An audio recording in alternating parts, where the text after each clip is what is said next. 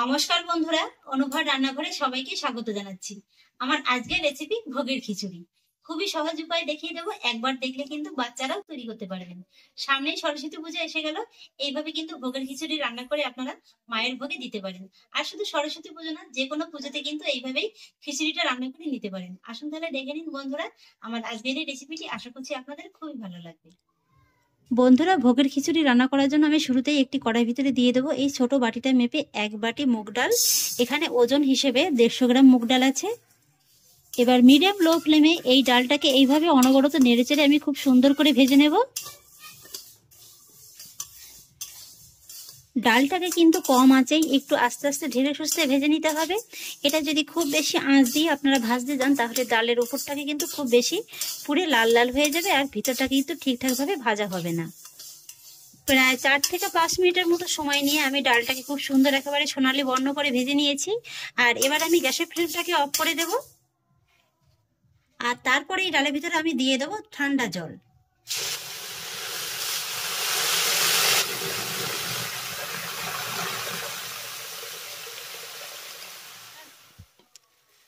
ঠান্ডা জল বলতে কিন্তু এখানে আমি নর্মাল জলটাই নিয়ে নিয়েছি। আর এইভাবে আমি জলটা দিয়ে ডালটাকে ভিজিয়ে রাখবো জলের ভিতরে প্রায় 5 থেকে 6 মিনিটের মতো। যেহেতু এখন কড়াইটাও গরম আছে আর ডালটাও গরম, তাই কিন্তু ডালটা ভিজতে সময় খুবই কম লাগবে। আর এবার দেখুন আমি অন্য একটি বাটির ভিতরে নিয়ে নিচ্ছি ওই একই বাটি মেপে 1 বাটি গোবিন্দভোগ চাল।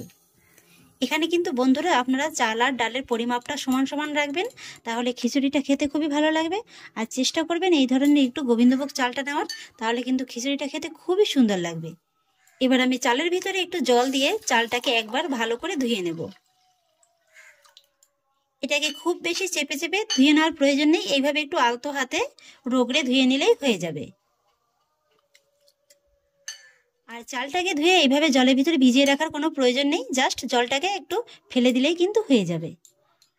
আর এদিকে কিন্তু ডালটাকেও আমি খুব ভালো করে ধুয়ে একটা ছাঁকনি করে রেখে দিয়েছি, যাতে করে জলটা খুব ভালোভাবে ঝরে যায়। আর এবার দেখুন বন্ধুরা, খিচুড়ি রান্না করার জন্য আমি গ্যাসের পরে আরেকটি কড়াই বসিয়ে দিয়েছি। আর কড়াইতে দিয়ে দেবো সরিষার তেল।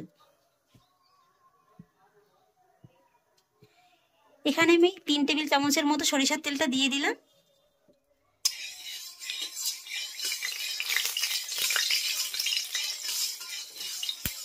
তেলটাকে আমি খুব ভালোভাবে গরম করে নিয়েছি। আর এবার আমি তেলের ভিতরে ভেজে নেব কিছুটা পরিমাণে সবজি। এখানে আমি শীতের কিছুটা পরিমাণে সবজি ব্যবহার করলাম, যেমন রাঙা আলু, মিষ্টি কুমড়ো, গাজর, এমনি আলু। আপনারা চাইলে কিন্তু আরো বিভিন্ন রকমের সবজিটা ব্যবহার করতে পারেন। আর এবার আমি সবজির ভিতরে দিয়ে দেবো সামান্য একটু লবণ। আর তারপর লবণটাকে সবজির সঙ্গে ভালো করে মিশিয়ে খুব সুন্দর করে একেবারে লাল করে ভেজে নেব। সবজিটাকে আমি খুব সুন্দর একেবারে লাল লাল করে ভেজে নিয়েছি। আর এবার আমি সবজিটাকে অন্য একটি জায়গায় নামিয়ে নেব।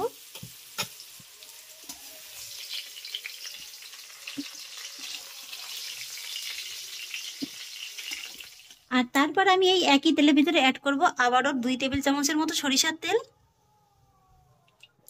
আর তারপর তেলটা যখন খুব ভালোভাবে গরম হয়ে যাবে, আমি তেলের ভিতরে অ্যাড করব 1/2 চা চামচ গোটা জিরে। তারপরে অ্যাড করব 2টো দারচিনি, 2টো এলাচ, 4টি লবঙ্গ, 3-4টি গোটা শুকনো লঙ্কা। আর সেই সঙ্গে অ্যাড করব তার 3-4টি তেজপাতা।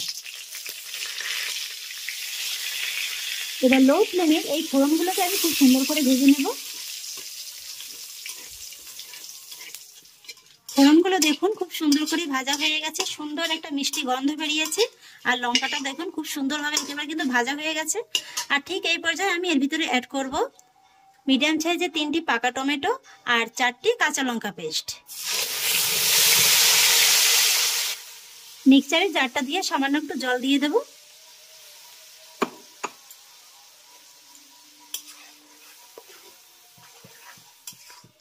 এই একই সঙ্গে এর ভিতরে দিয়ে দেব 2 টেবিল চামচের মতো গ্রেট করা আদা।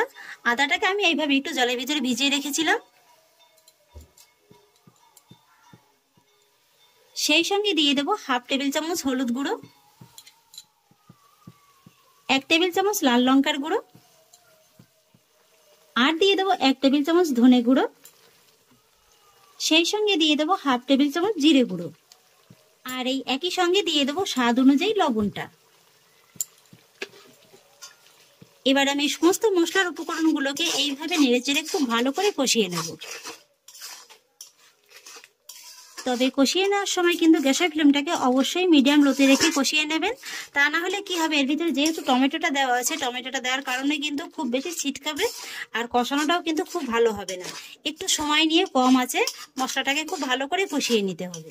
আশা করছি আপনারা নিশ্চয়ই মশলাটা থেকে বুঝতে পারছেন যে মশলাটা কত সুন্দর কষানো হয়ে গেছে। আমি এর ভিতরে অ্যাড করব ভেজে রাখা মুগ ডালটা। মশলার সঙ্গে ডালটাকে একবার ভালো করে নেড়েচেড়ে মিশিয়ে নেব।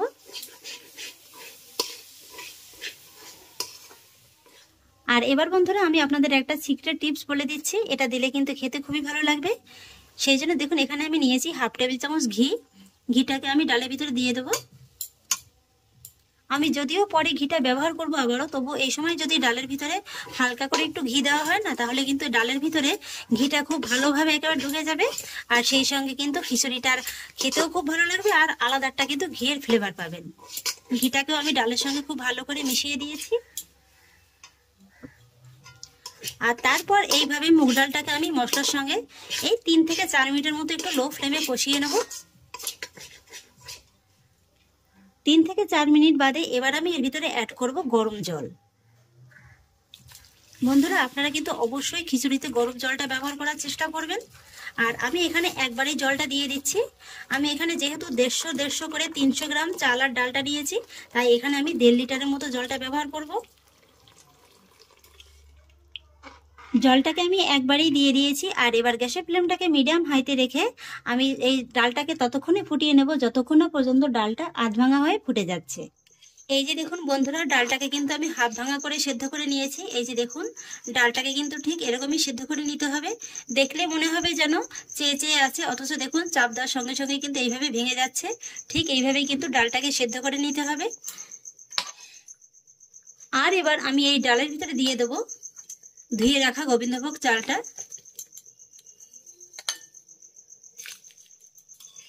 চালটাকে দিয়ে মিডিয়াম ফ্লেমে 5 মিনিটের মতো ফুটিয়ে নেব।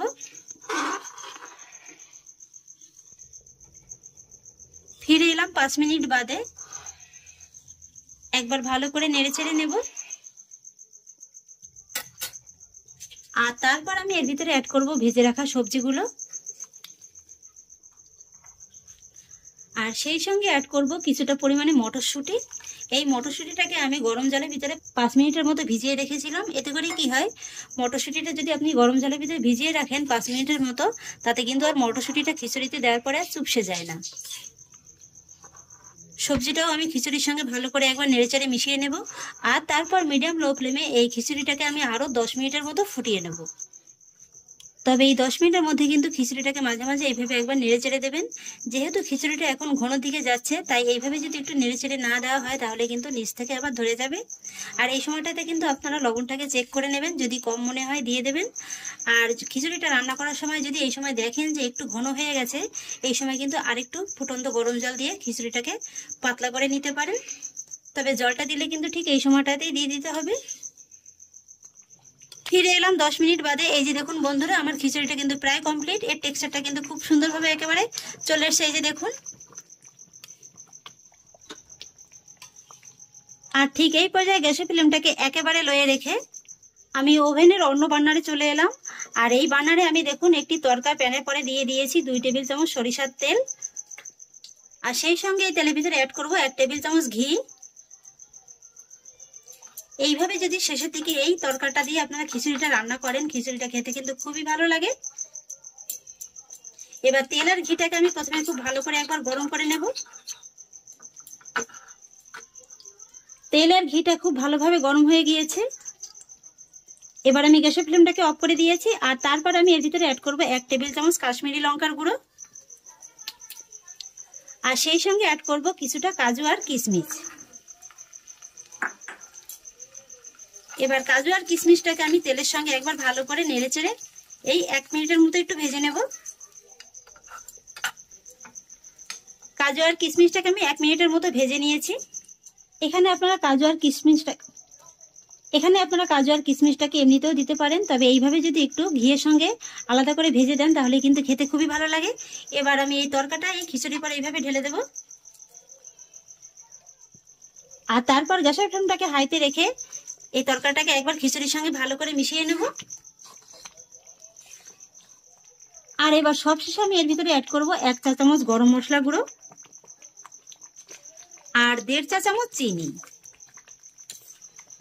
এবার চিনি আর গরম মশলা গুঁড়োটাকেও ভালো করে নেড়েচেড়ে মিশিয়ে নেব। চিনি আর গরম মশলাটাকে আমি খুব ভালো করে মিশিয়ে দিয়েছি। আর এবার কিন্তু বন্ধুরা খিচুড়িটা আমার অলমোস্ট কমপ্লিট। এই যে দেখুন বন্ধুরা, এর টেক্সচারটা কিন্তু ঠিক এরকমই হতে হবে। এটা যখন পরে হালকা একটু ঠান্ডা হয়ে যাবে এটা কিন্তু আরেকটু ঘন হয়ে বসে যাবে। আর এবার আমি গ্যাসের ফ্লেমটাকে অফ করে দেব, আর তারপর এই খিচুড়িটাকে স্ট্যান্ডিং টাইমে রেখে দেবো 5 মিনিটের মতো। 5 মিনিট বাদে এবার আমি আপনাদের খিচুড়িটা পরিবেশন করে দেখিয়ে দিচ্ছি। এই যে দেখুন বন্ধুরা, টেক্সচারটা কিন্তু একেবারে এখন পারফেক্ট টেক্সচারে চলে এসছে।